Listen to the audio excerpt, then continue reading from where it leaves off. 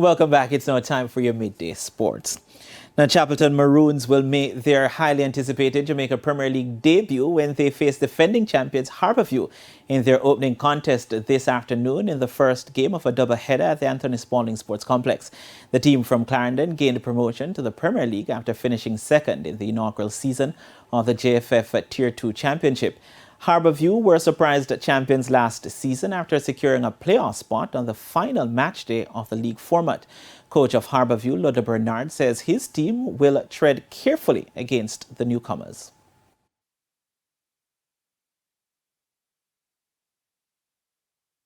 My approach is one of cautious optimism.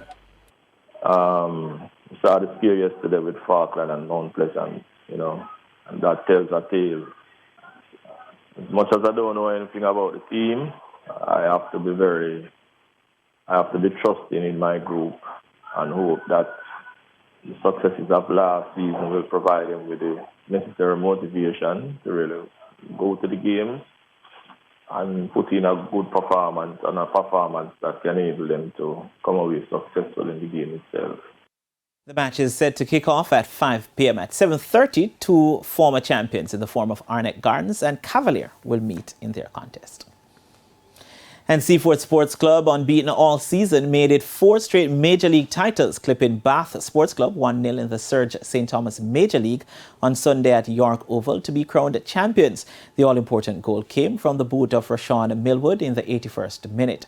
In the third-place playoff, York United clobbered Yalis All-Stars 4-0 with 3 goals from Kamara Henry in the 13th, 21st and 47th minutes, while Javon Thompson got the other in the 66th minute. Further afield, reggae boy Michael Antonio will look to join Leon Bailey and Bobby Reid as Jamaicans to score in the English Premier League in the last 36 hours as his West Ham team tackle the promoted Bournemouth at the London Stadium today starting at 2. Antonio has scored twice this season in 11 appearances. The striker has had to play second fiddle to new signing Gianluca Scamacca, who will be looking to become the first West Ham player to score in his first 3 home starts since 2014.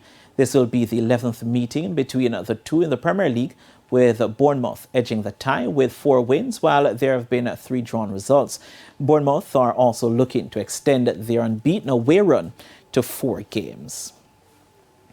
And President of the Jamaica Table Tennis Association, Angelou, says he will be having discussions with the Intersecondary School Sports Association in a bid to revive the sport across the island. Table tennis was among the list of sports to get early approval to commence at the high school level during the COVID-19 pandemic. However, participation continues to be low. Speaking with TVJ Sports, Lou says getting the sport into more schools across the island is top of the JTTA list, but equipment continues to be an issue.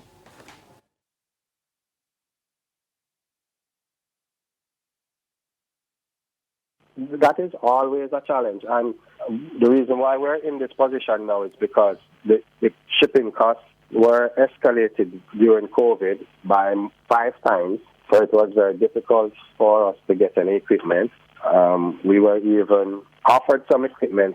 All we had to do was pay the shipping, and we couldn't afford the $20,000 to ship the container from India. So that's something we definitely have to put into our plan and see if we can get corporate buy-in to get us the equipment that we need to do the development. Kingston College and Wolmer's girls are the reigning All-Island champions. And that's it for your Midday Sports Report. Kalisha, it's back to you.